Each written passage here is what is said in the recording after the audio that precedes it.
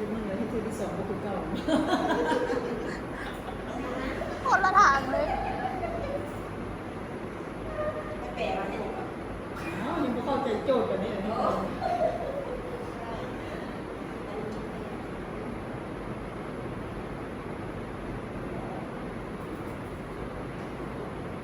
ว่าฟัน แต่จริงแล้ว เรามัน นี้นี้ โอ้ย ใช่ไหม เอามาขนาดนี้แต่พูด ก็ถือว่าเป็นแบบสัญญาณกันกันเรื่องอะไร เนี่ยตามตีตัวเองกันนะ ใช่รู้ได้สัญญาณที่ไหนบ้างอันนี้เป็นเรื่องจริงเรื่องจริงเป็นข่าวเข้าใจว่าเราถือว่า ยินยกมือเนาะลง